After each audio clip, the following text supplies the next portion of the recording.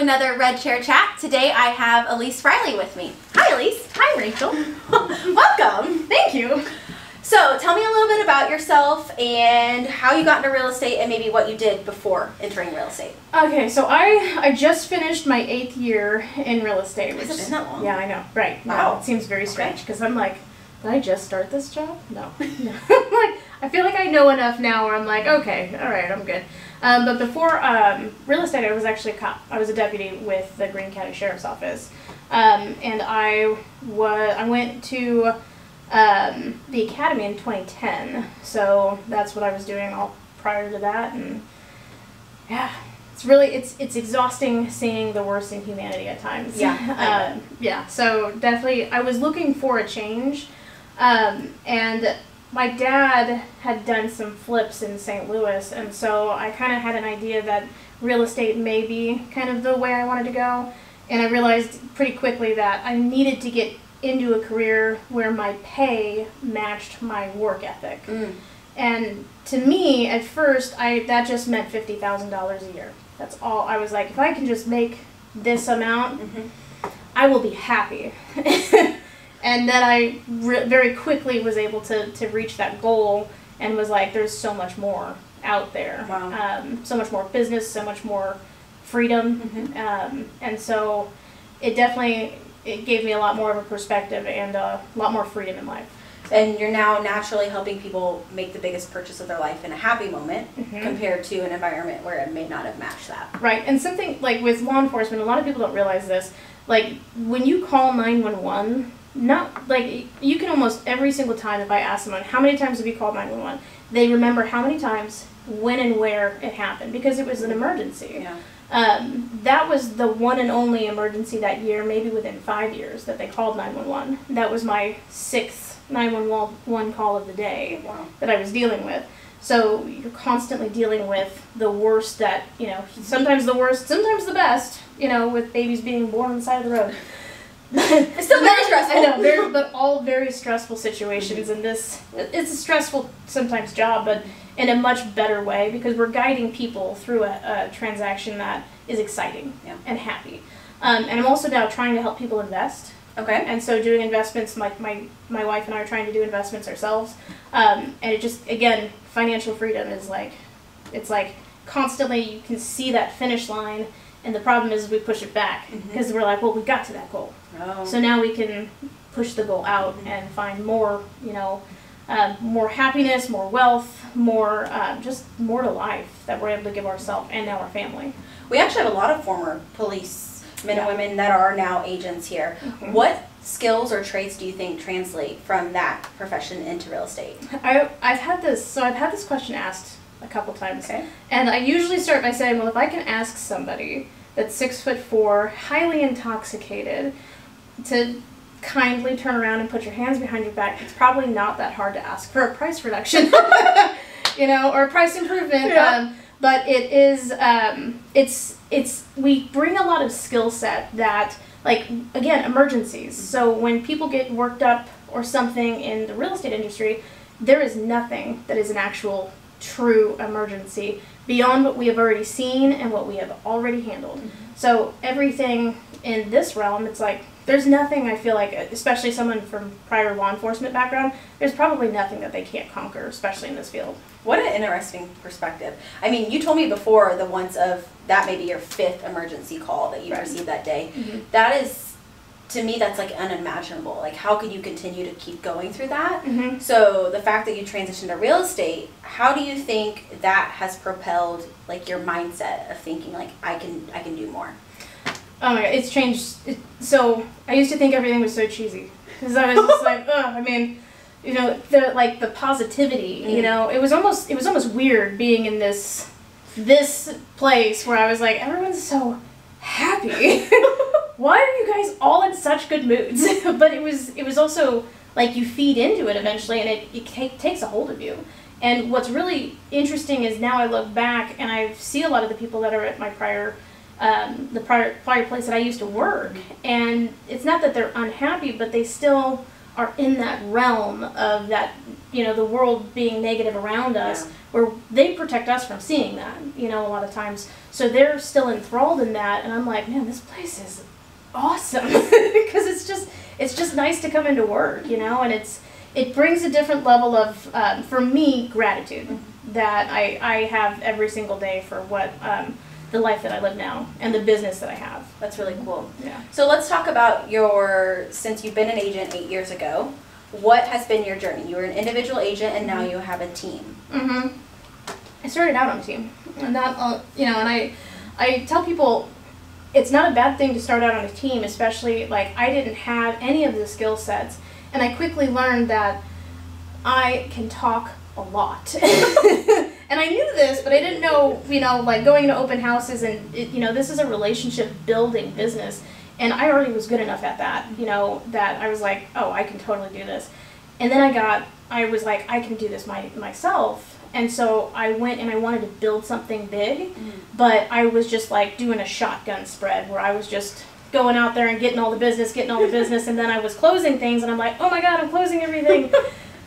Oh my God, I have all this paperwork. I can't do that. No. I know, and I was just, so then I had to build a team because I had to have people that would fill the areas in my business that there were elements that were missing. Yeah. So. Yeah. Yeah. So when you've built your team, what is the biggest challenge that you've went through as you've built your team? Finding the right people. And also not, like, looking, like, starting to actually look.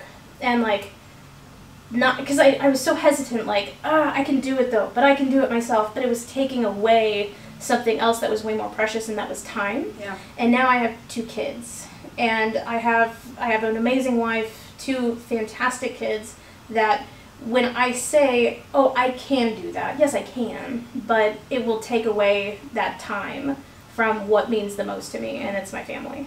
I remember we had a meeting and we were looking through your numbers from 2020 to 2021 to 2022. And there was a drop in production from 2020 to 2021 because you said, I had done so much in 2020 that I had burnt myself out. Yes. Yeah. How did you find the energy to continue back on and remotivate yourself? My admin. I found talent, and I was able to really have someone that she was like not just a cheerleader, but also a swift kick in the ass in a really positive way. Yeah. Like, she will not sugarcoat a thing for me, which is really fantastic. But sometimes I'm like, okay, but she, you know, she tells it like it is, and she wants my business to continue to find success, and so that gave me, like, kind of a refresher of, like, hey, you know, like, those numbers that I produced back then, I need to do that again. And I have this bigger picture now of, like, what I want to provide for, like, for my future and for my family's future. And so keeping a bigger picture in front of mind is, I think, is vital to pulling yourself out of burnout. Yeah. Because being in burnout, you don't just get out of it. You have to actively work to get out of it, and that's really important. I think that's where we're seeing a lot of agents, especially the last 2 years.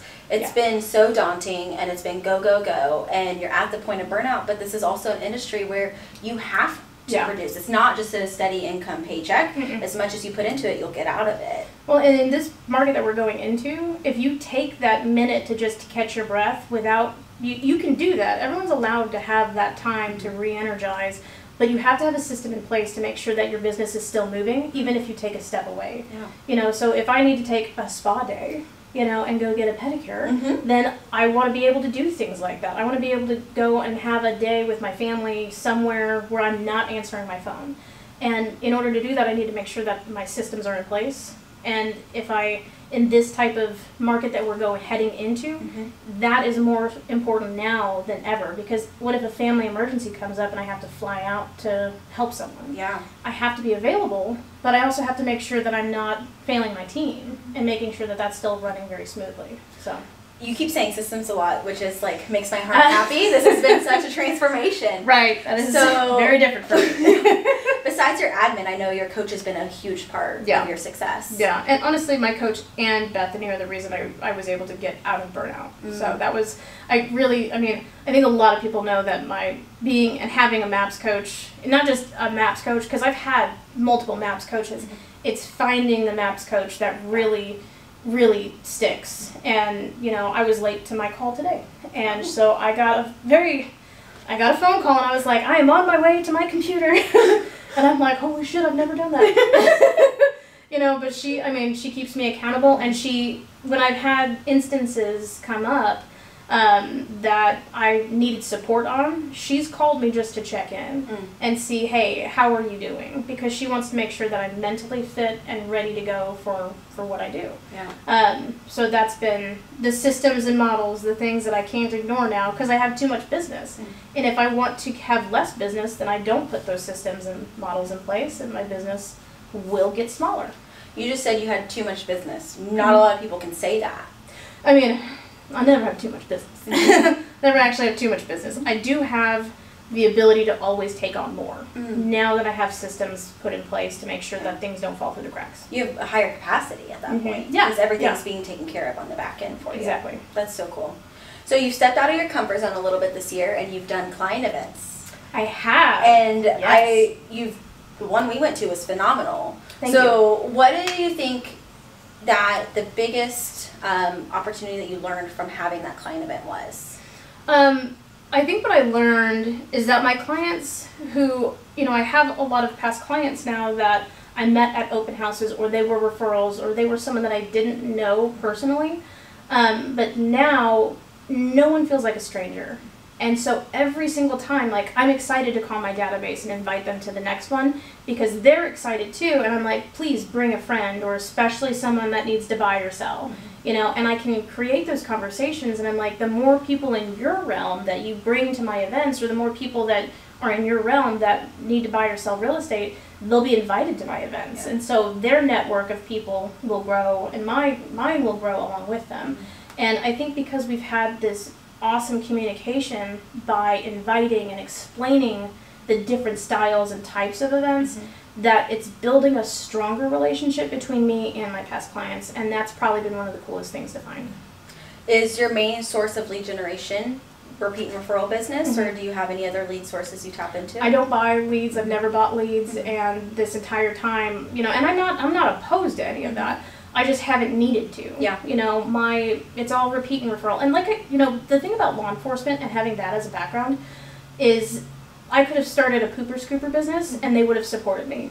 Not because it's a pooper scooper business, but because of who I am, and I was a part of their, you know, that brotherhood, that family, that fraternity of law enforcement. Yeah.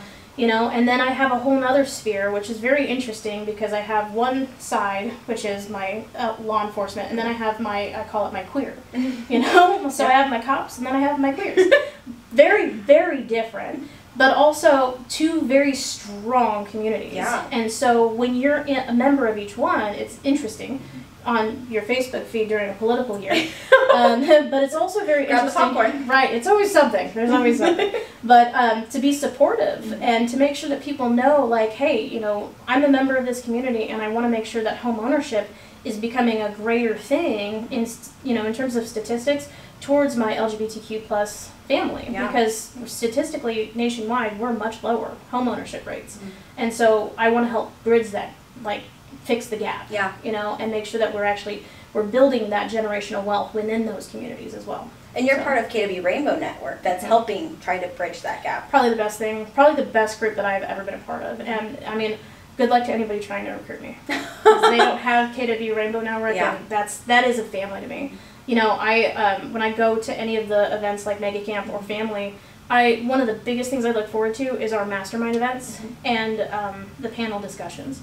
It's just been really cool because I feel like they have built my business because we want to build each other's business up because we're supporting our own community. Yeah. And it's a really cool feel. That is really awesome. I know when we go to those events, you're like, oh, no, sorry, I can't come to dinner. I have this mixer or this panel or mastermind. And it's so cool to look at that community. I mean, KW's built all these communities, so everybody has a spot where they feel the most connected. Right. Whether it be through wealth or luxury or a rainbow network or military, all of those you can find a spot. Yeah, right, Chispa. Yeah. That's been like the Latino community. That has been just so cool because then it's like anybody, we just plug each other in and we make sure. That's what's different about Keller Williams. It's like we're not like, this is mine. This is my realm and I don't want anyone else. It's like anytime there's someone I'm like inviting them to join this group, you know, because, and bringing them in because it's about that community feel that we can really bring to each other. Yeah. So it's been really cool. That's great. So let's talk about your wealth building journey, because you mentioned that you're starting to invest.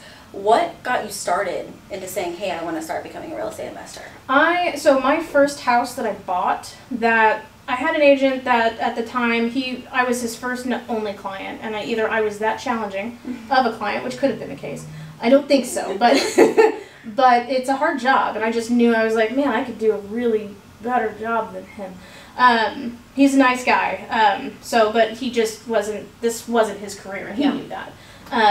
I found a house that was like walking into the 70s show, and he thought I was insane. Because as soon as I like pulled up the carpet at a corner, saw these incredible oak hardwood floors underneath. Oh my gosh. Underneath this horrible shag carpet that probably was from the 70s. It was horrible. Like, you pull it and it's like, it's disgusting. I was like, oh, I am in. This is it. I want this house. I know. I want this house. It had 4 layers of wallpaper. Each layer had paint on top of it. It was my gosh. Awful. But I was like, I flipped it. Well, I lived in it. So I was doing a house hacking type of thing. Yeah. And then after I moved out of that, I kept the house and I rented it out. And I was like, this is awesome because someone else is paying my mortgage and I'm getting another $400 on top of it. I was like, this makes perfect sense. And so, but I hadn't set myself up to continue to do that. And so then my wife and I turned our old house into an Airbnb. And that's been awesome. The paycheck has been awesome. Yeah. The party that someone threw, 3 months ago, not so much.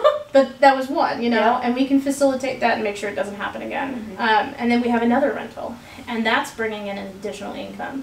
And so it's insane to like think like, okay, well, what if we had 5 more? How much more per month, which means how much more per year, and then the appreciation of it, and then we can like refinance those, and then we can take that money. And I'm like, holy crap, why can't we have 20 properties? Yeah. And so I'm like, I need 20 more of these. And so now I'm like, there's a hunger for it, though. Yeah. It's almost like I see that because then I can see what's the goal now. And so if we set the goal, and I sent Felicia to the KW Wealth Building class with you. I'm not with you, but you guys were there together, and I was like, it was really cool because then she heard some of the things that you and your husband are doing, and she was like, we got to do this stuff too. I'm like, they have 20 houses? What? we got to have 1 million. Curse and blessing of KW is there's always more you can do. I know, but that's the thing is like there's always a growth mindset, and our capabilities are only limited to what our mindset is. Yeah. Which is the cheesy thing that I never thought I would ever say back when I was a cop. It's like, mindset, whatever. But now I'm like, no, if you get into the right mindset, you can totally knock this out of the park. And I tell people that I'm like, yeah, you should totally try it. And they're like, oh, okay. I'm like, fine. I love all these buzzwords you're saying. Systems and models, mindset. Man, you're just taking a play out of the good old red book. Right. Also, sometimes my coach is like, let's talk about your mindset. I'm like, dang it. Oh, okay, first 90 pages, let's go. I'm like, thanks, Kathy. So what are your wealth building goals as you're looking in the future? I don't want to struggle. And that might sound like, of course, nobody wants to struggle. Because I used to think that you financially make it when you can buy all 4 tires for your car at one time. And I did that last year. And like Bethany was just like, hey, you realize that was like one of your things. Like that's when you make it financially. And I'm like, I mean, yeah, but I've been able to do that for so long. She's like, yeah, but you didn't think about that. And now you need new tires. Yeah. And I was like, and then we got, I'm like, that's something simple. But like that was something I realized is like, that's where my cap was. That was my financial, like, that's when you make it. And I'm like, that's not when you make it. That's like, there's so much more. And so now it's like that bigger thinking and trying to find out what is, like, where do we want to go with this? Because we want to provide housing opportunities for people, but we also want to, like, I want to provide investment opportunities for other people to invest in their future. Because then you have, like, if you need to sell something, you have these assets that you can sell. Yeah. If you need to bring on, if you're like, hey, I want to buy a bigger project and you want to have a quad or a small apartment building, or you need to start investing in a different area because now you've kind of tapped out this market and you want to go on to a next market, how cool would that be to get involved in something like that? Yeah. And do 1031 exchanges and actually have coherent conversations about like, let's talk about a 1031 exchange, and someone's like, I don't even know what those numbers mean. You know? So I mean, those are, to me, there's no cap on what we could possibly do. It's up to us when we want to stop. Yeah. I feel like when I got into the investing space, I was always so worried about how could I ever find a house? Like there's all these big investors out there and they're going to scoop them all up. Right. And the thing I've learned is that they're also at different points of journeys in their investing career. So they may be off-sizing or offloading some of their property so they can scale it up higher. So their old rinky-dink small 2-bed 1-bath house, they'll sell that because they're going to go use that and buy an apartment complex with it. And that was never my understanding until I got into it. And it's like everybody could do it. You just have to take advantage of it and like find a great agent that could help guide you through what that would look like. And the opportunities pop up. They pop. You have to you just can't wait for it to hop on the MLS. Yeah. And then suddenly you're like, oh, I got my investment opportunity. That's not where you're going to find the gold. You want to find the gold, you have to work for it. Yeah. You know, it's like none of this is ever going to be the easy button. And that's something with my real estate business. I never thought that there was going to be an easy button. I had to go out there and do the open houses. Even on days where I was like, I do not feel like doing it. You still have to show up. And if you show up, that's when you really collect those gold nuggets. Yeah. And you might think you walked away with nothing but trash, but then you realize you went home and someone calls you afterwards and you're like, there was a nugget in there. You know, and it ends up, 4 houses later, 8 years later, I have some clients from my first year in real estate. Because I did open houses every single weekend. And I brought in those opportunities that now they've turned into 4 because they bought a house, they sold a house, they bought a house, they brought their mom, their sister, and now those people are in my realm, and those people are bringing more people. I mean, I've got a client who I've done 9 transactions because of one client. Wow, yeah, that's crazy. Cool. As this year we're getting back to the basics, is there anything that you're getting back to the basics on in your business? Open houses. Open houses. Open houses, and making sure, and I keep saying this, I want to make sure that our goal can be whatever we want it to be, but do our activities match the goal? And if our activity, that's a snippet from, thank you, Kathy. That's a very coach thing to say. That's a very coach thing to say from my coach. But do our activities match our goal? You know, I can say that I want to sell 100 houses right now. But do my activities match that? If they don't, then that's not the goal. The goal is what my activity actually is to produce what the goal is going to be. But sometimes I need to have my eye on what the goal is to remind myself to do those activities. Yeah. So we're just getting back to the basics in terms of all about Sphere, all about open houses, going back to our DT, D2s, and just making sure, again, it's all systems and models. That's so cool. And I think when you said, like, it's the activities that determine where your goals are at, that's like a harsh conversation that you have to have with yourself at times. And it's not fun, and sometimes it can be really fun. Yeah. If you're really succeeding. But then other times you're like, ooh, but I wanted to do that instead, and because I did that, I wasn't able to get this. Right. So what I've discovered is what I think is something shiny and something that's working. But really, it's actually the easy activity. Oh. And I'm like, okay, so what am I not doing? And I'm doing everything to I'm like, so here's the answer.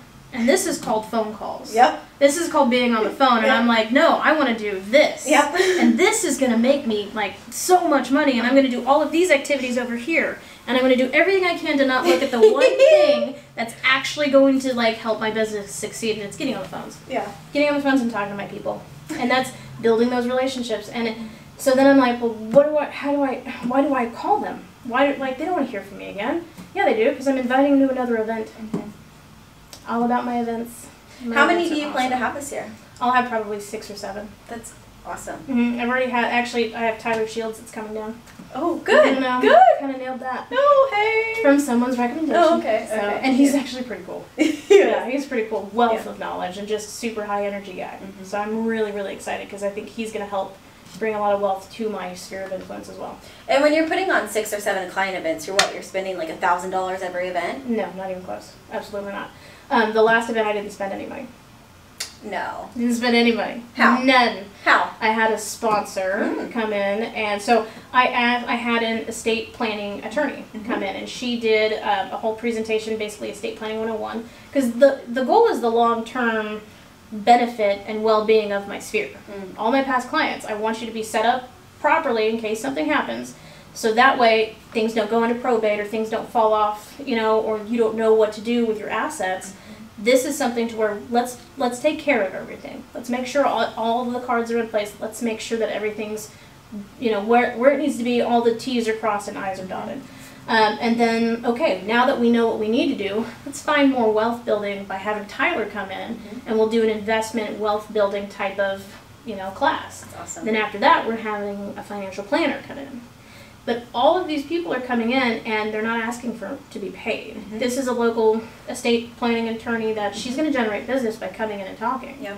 So she's more than happy to come in and talk about that stuff that I'm like, cool, I need to set an appointment with you. Yep. And so I'm like, all right, thanks for taking care of my estate. But, then I want the food, I want to feed the people that are there and give them, drinks and make sure everyone's comfortable and happy. So I just have one of my lending partners or title partner. They come in and they're going to sponsor it. So I'm out no money. I think you just broke a lot of people's limiting beliefs that client events take all this money. No. And it really doesn't. So that first one you came to, that was a little expensive. But we blow it out of the water at least once a year. Yeah. At least once a year, we really, really treat our people. We rented out the Discovery Center, which was inviting for families. So people can bring their kids, and then we wine and dine them, and everybody loves it. Yeah. But we'll get sponsors for that event now too. We're going to bring our costs down a little bit. But it's great. You've been able to experience it, and the whole point is you had a great turnout there. Yeah. It wasn't like you didn't have anybody show up, and I'm sure you're going to see a great return off that long-term nurture with your clients. Yeah. We had over 150 people at that event, and I can't wait to start saying, oh yeah, we probably had like 200, 300. No big deal. I mean, I want in like, I don't want to say these things out loud. In a certain amount of time, I want to say, yeah, we'll probably have about 500 people at our event, and that'd be really cool, but it's a little bit down the road. Yeah. I'm not going to say a year because I don't want Kathy to see this and be like, well, guess what we're working Add towards. it to your GPS. Let's do it. I have this joke. If I say it out loud, normally it makes me do it a lot sooner. Yeah, so sometimes I'm like, ooh, I have an idea. I need to keep it quiet. I can't say it because then it'll happen, and I don't have the time for this right now. Right. Same.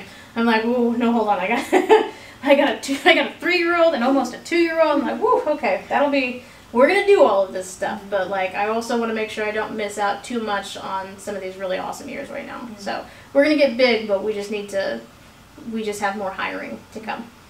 Last question. How has KW expanded your vision and how you see life? I lean in to the culture. I lean into this place, I have never once come into this building and not immediately known that this is a safe place. This is a safe place. This is a place where I feel like I can go into any office and ask a question. And I can go to, there's no one that's too high at the top that I can't just walk up and be like, hey, can I ask you something real quick? There's nobody here that I wouldn't want to, if they called me and said, hey, I need something, I'm there for you. This is truly a family type of feel. And we're not too big for that. Because we have such a big thinking mentality, and all we want to do is make everybody that's within this area and our building better. Yeah. We're here to help each other. And so I think that's been the coolest thing, because I mean, if I need something, I immediately know I'm supported 100%. Mm-hmm. If we have something that we support, or like our Red Day, I love watching how Red Day affects people. People get emotional. People work their tails off to try and to meet these goals, and then how many families are affected by all of the positivity that we've done for the Rare Breed, the Victim Center, Harmony House. Yeah. Harmony House was Eden's Village. Eden's Village was a big one. That was fun because I'm seeing Adam Brady out there taking grass seed and throwing it around, and I'm like, these guys, they don't just show up for the picture. Yeah. They show up, and that's what we all do it together though. And so I think it's just been phenomenal what we can do for each other here, and we support each other and everyone's goals. Well, thank you so much for sharing all of your secret sauce and your weapons to success. We will see everybody next week for our next Red Chair Chat. Bye!